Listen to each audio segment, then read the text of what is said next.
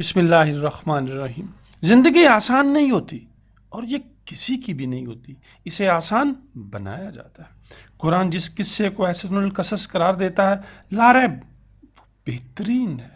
آئیں اس مکالمے کی طرف بڑھتے ہیں جو دربار میں سیدنا یوسف علیہ السلام اور ان کے بھائیوں کے درمیان ہوا اور قرآن نے جس کو محفوظ کیا۔ پھر جب وہ اگلی مرتبہ یوسف کی پیشی میں داخل ہوئے تو انہوں نے گڑ گڑا کر عرض کیا، اے عزیز، ہم اور ہمارے اہل و عیال بڑی مصیبت میں مبتلا ہیں اور ہم کچھ حقیر سی پونجی لے کر حاضر ہو گئے ہیں، سو عنایت فرمائیے اور ہمیں پورا غلہ دیجیے اور ہم پر خیرات بھی کیجیے۔ اس میں شبہ نہیں کہ اللہ خیرات کرنے والوں کو اچھا بدلہ دیتا ہے۔ ان کی یہ التجا سن کر یوسف سے رہا نہ گیا۔ اس نے کہا، تمہیں کچھ پتہ ہے کہ جب تم جہالت میں مبتلا تھے تو یوسف اور اس کے بھائی کے ساتھ تم کیا کر گزرے؟ وہ چونک کر بولے، کیا واقعی میں تم ہی یوسف ہو؟ اس نے کہا، یعنی جناب یوسف نے کہا، ہاں میں یوسف ہوں اور یہ میرا بھائی ہے۔ اللہ نے ہم پر عنایت فرمائی ہے۔ حقیقت یہ ہے کہ جو خدا سے ڈرتے اور ثابت قدم رہتے ہیں ان کا اجر انہیں لازماً ملتا ہے، اس لیے کہ اللہ ان لوگوں کا اجر ضائع نہیں کرتا جو خوبی سے عمل کرنے والے ہیں۔ انہوں نے کہا، بخدا کچھ شک نہیں کہ اللہ نے تم کو ہمارے اوپر برتری عطا فرمائی ہے اور کچھ شک نہیں کہ ہم ہی قصوروار تھے۔ یوسف نے کہا، اب تم پر کوئی الزام نہیں، اللہ تمہیں معاف کرے اور ہم سب اور وہ سب رحم کرنے والوں سے بڑھ کر رحم فرمانے والا ہے۔ جاؤ میرا یہ کرتا لے جاؤ اور اس کو میرے باپ کے چہرے پر ڈال دو، اس کی بینائی لوٹ آئے گی، اور اپنے سب اہل و عیال کو لے کر میرے پاس آ جاؤ۔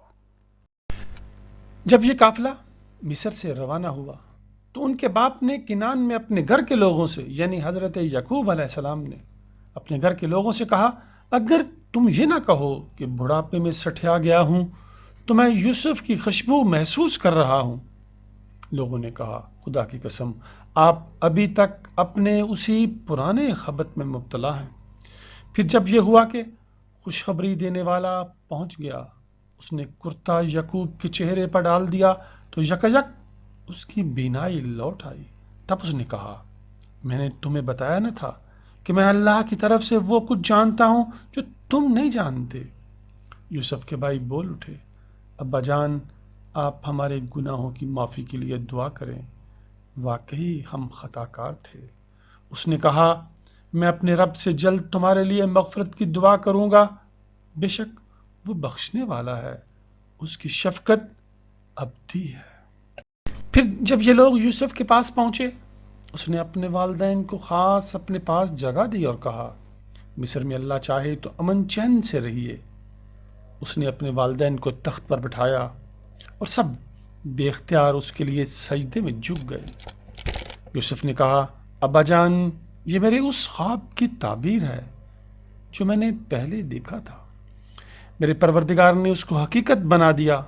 اس نے مجھ پر بڑا کرم فرمایا جب مجھے قید خانے سے نکالا اور آپ سب لوگوں کو دیہات سے یہاں لے آیا، اس کے باوجود کہ شیطان نے میرے اور میرے بھائیوں کے درمیان فساد ڈلوا دیا تھا۔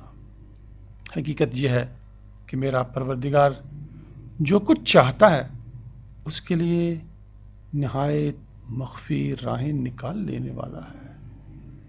حقیقت یہ ہے کہ وہی علیم و حکیم ہے۔ پروردگار تو نے مجھے اقتدار میں حصہ عطا فرمایا اور خوابوں کی تعبیر کر لینے کے علم میں سے بھی سکھا دیا۔ زمین اور آسمانوں کے بنانے والے، دنیا اور آخرت میں تو ہی میرا کارساز ہے۔ مجھے اسلام پر موت دے اور اپنے نیک بندوں کے زمرے میں شامل فرما لے۔ زندگی آسان نہیں ہوتی اور یہ کسی کی بھی آسان نہیں ہوتی، اسے آسان بنایا جاتا ہے محنت سے، اخلاق حسنہ سے، عفو درگزر سے اور برداشت سے۔ ویڈیو اگر اچھی لگے